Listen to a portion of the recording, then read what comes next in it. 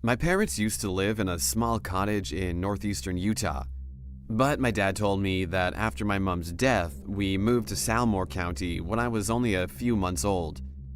My mom's death remained a mystery to me. No one talked about my mom, nor our house in northeastern Utah, although I've seen some pictures. However, they're mostly hidden in the top cabinet. I only look at those pictures secretly. Whenever I try to talk about it, Dad just freaks out and looks for ways to keep me quiet. But it didn't take me long to find out about our past. Our new semester had just begun, and there was a new guy named Peter in our class.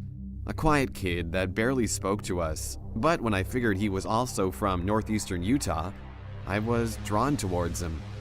One day, while returning back home, I saw Peter walking alone on the sidewalk. I marched towards him and tried to strike up a conversation, but he didn't talk back. So I blatantly told him, "I'm from northeastern Utah." Without any hesitation, he promptly turned behind. "Wait, what?" he asked. I replied, "Yes," but he began to hush me. "You don't talk about northeastern Utah. It can hear you," he said.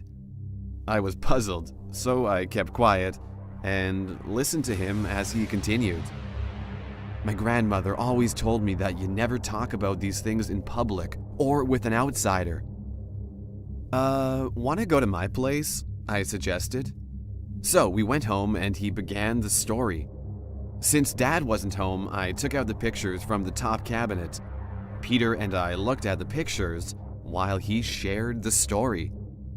According to him, his parents moved away from that place because of the terror of the skinwalker that has threatened the entire village.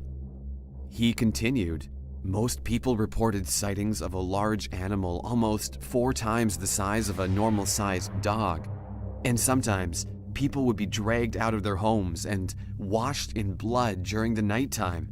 But my grandmom told me things became extreme when a lady in the year 1998 killed one of her twin sons to become a skinwalker. She was successful, but hadn't attained the most power. For that, she had to sacrifice her other son too. But that was unsuccessful. So her spirit began haunting the whole village in search of the son. It affected the place so much, it remains abandoned to this day.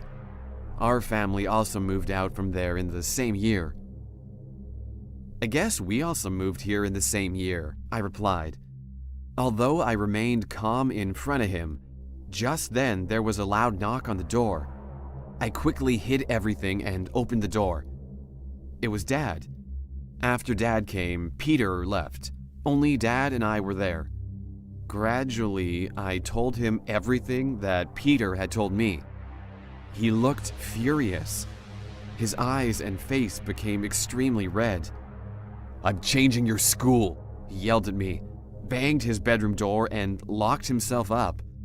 I was baffled. I had had enough. I was 16 and I needed the answers too. Without thinking anything, I got out of the house and began to drive Dad's car to northeastern Utah, which was a 3-hour drive from home. It had just been 6 p.m. I was so angry that night. I could feel no emotion other than rage. I drove as fast as I could, and in no time reached the area.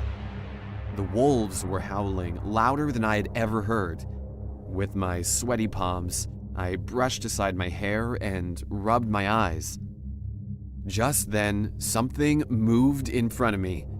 I couldn't distinguish what it was, but it made a loud noise like an animal.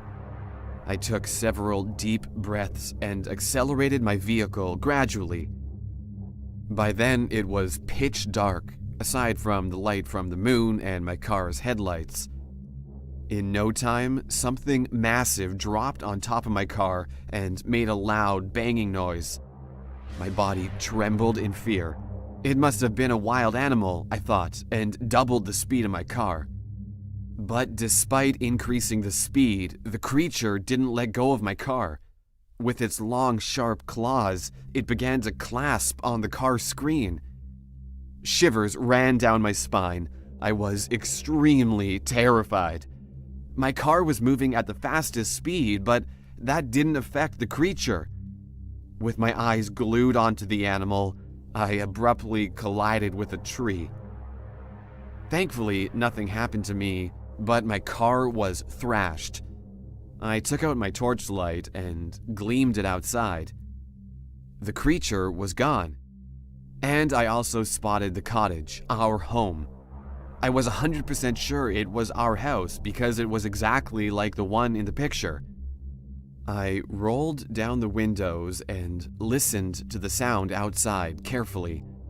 Upon apprehending that I was alone, I opened the car door and left. I swiftly walked towards the cottage, but I could feel nothing but fear when I realized I wasn't the only one that was walking. I was able to hear footsteps following me along. I turned behind immediately, but there was no one. Upon reaching the cottage, I locked the door. With my flashlight on, I glanced around. The place was a mess. All the furniture seemed burnt and destroyed. Just then, I stumbled upon an old, heart-shaped pendant. Shockingly enough, once I opened it, I found a baby picture of me and someone similar to me. Just then, the twisting of the doorknob caught my attention. All at once, the door opened and I could see a strange animal change into a human-like form. Its hair became long and dark, so with its nasty, almost rotten fingers, it parted away its hair, revealing the creepy face.